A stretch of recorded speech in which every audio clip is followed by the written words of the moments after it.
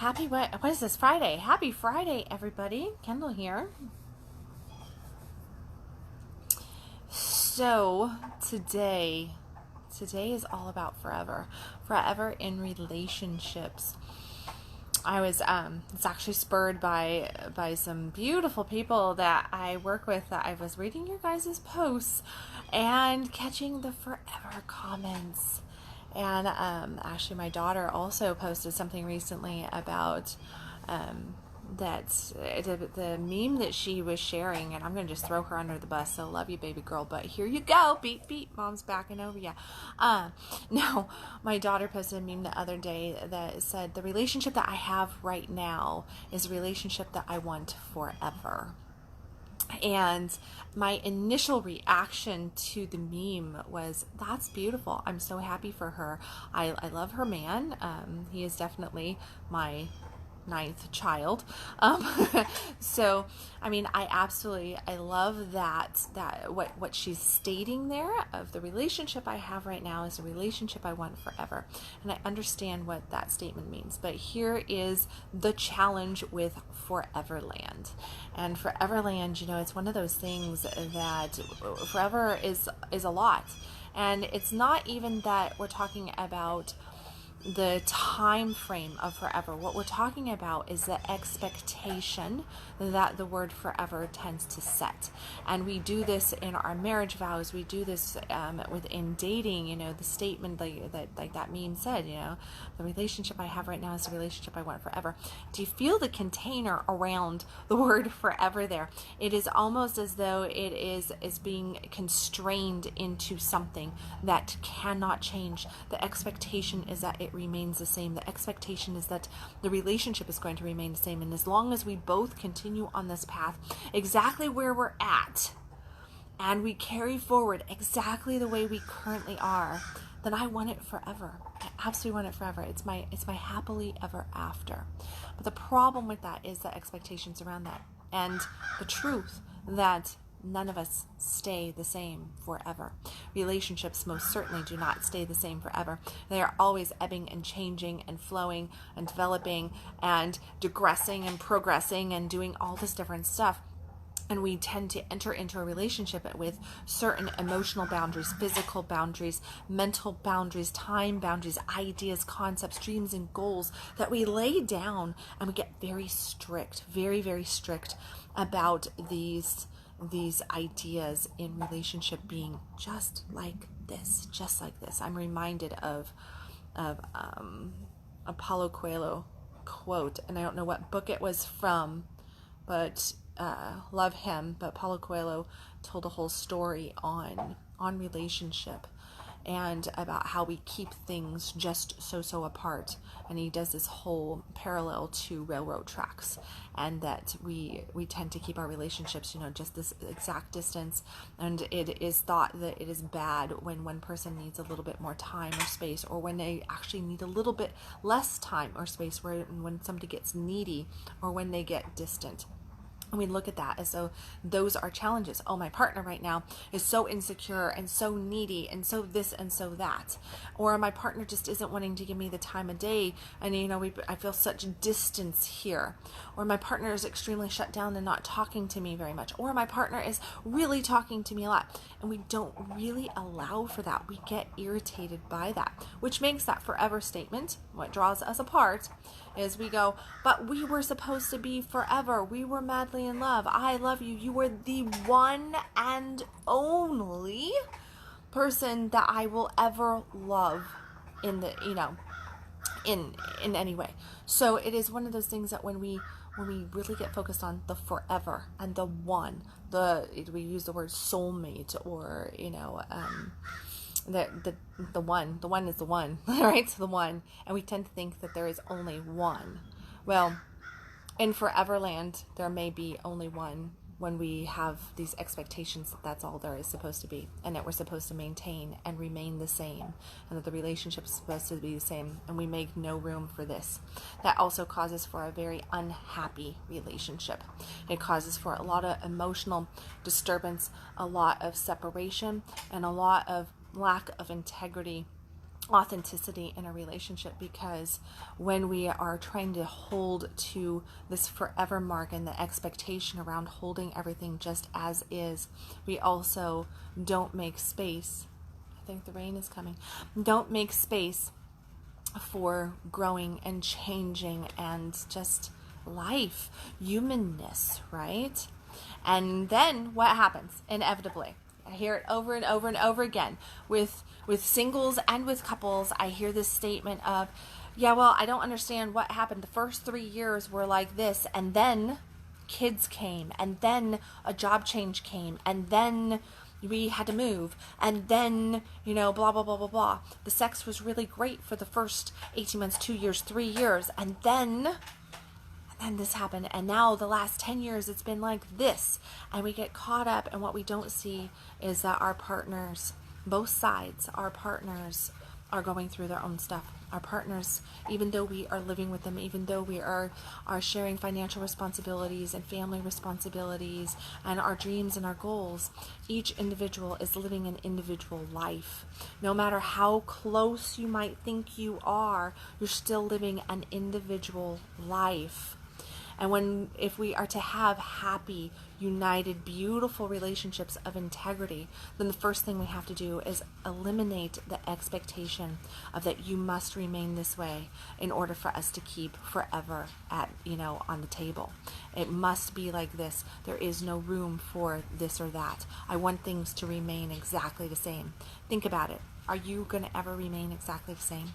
It's an absolutely crazy expectation to put on self, on another, or on a relationship, any relationship for that matter.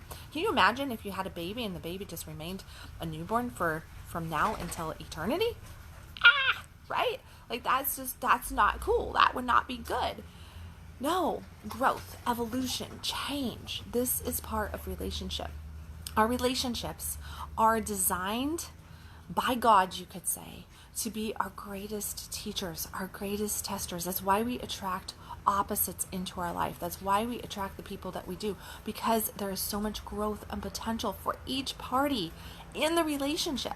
But we have to slow down and recognize that potential. We have to slow down and actually see the relationship for what it is.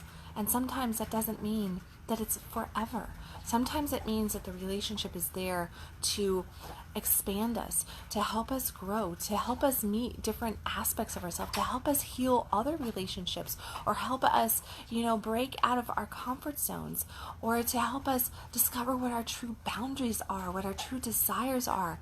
Sometimes a relationship is just there to show us exactly what we don't want in relationships, so that we can then, with better clarity, call in what we actually do want, what we do deserve, what we do desire, and then we have certainty around it. But we're really quick to go, oh, this was forever, and now you're not making me happy, so now I'm gonna quit on this relationship. And it's all your fault. Or we go, oh, this relationship was forever, so I'm going to make your life freaking miserable for the next 20 years of it, because we said that we were forever, and I am going to do this to you and squish you into this box and cause you all the pain and anguish that I possibly can, because I'm holding you to that forever mark. No, we're not getting divorced. No, we're not separating. No, I'm going to give you 1,000,001 reasons as to why this can't happen. But the truth of the matter is that I'm just trying to hold on to the term forever.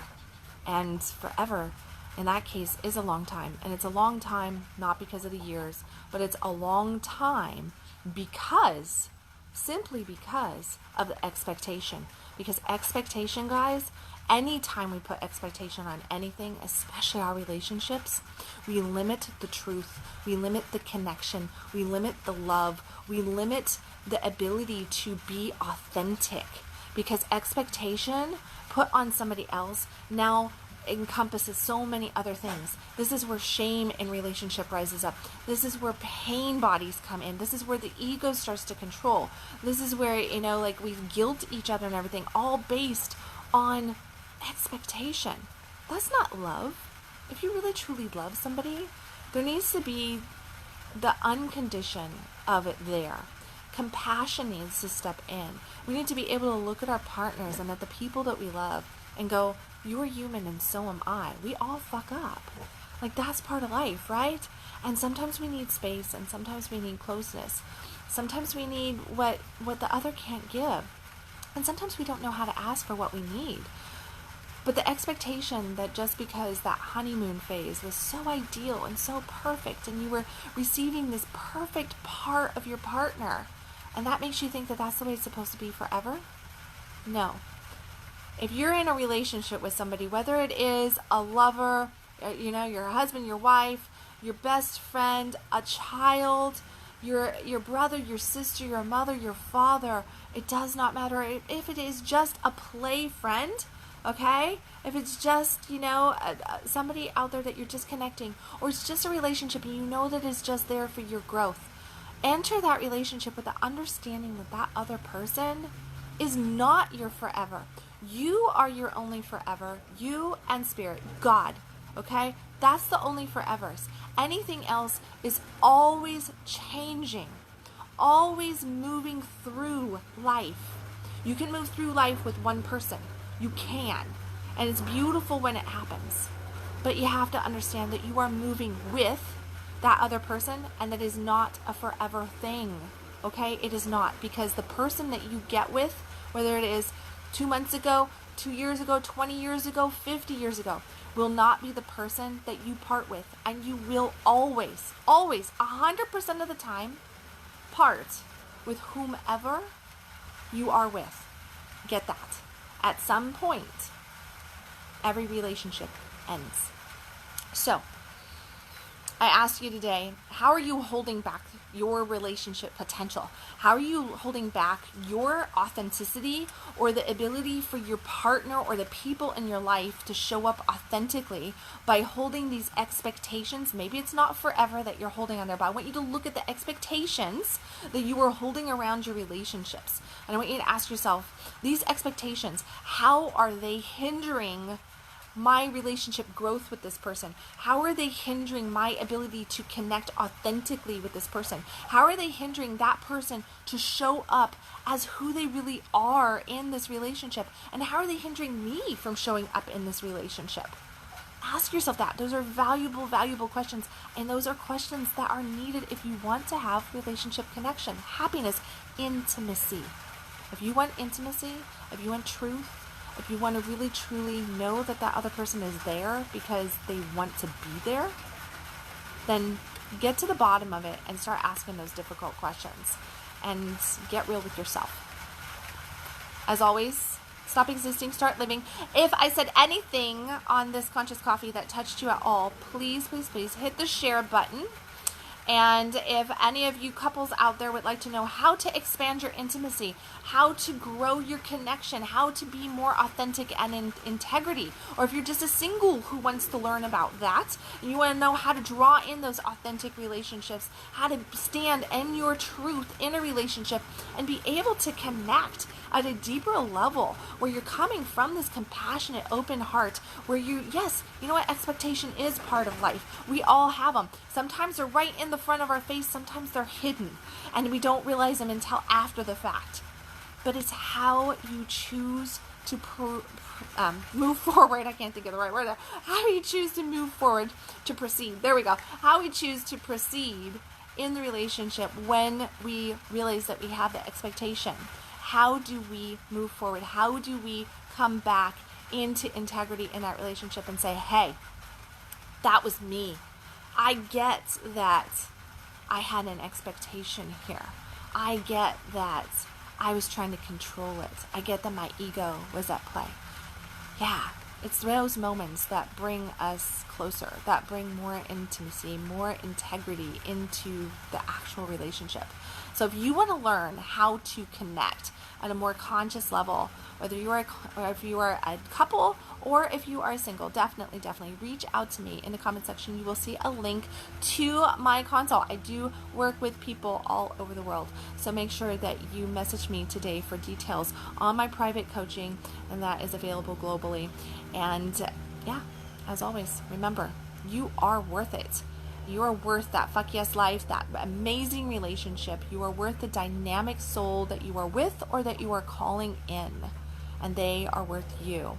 But it is going to take you actually seeing you for who you are, which is divine. I love you guys. I will catch you tomorrow with another Conscious Coffee.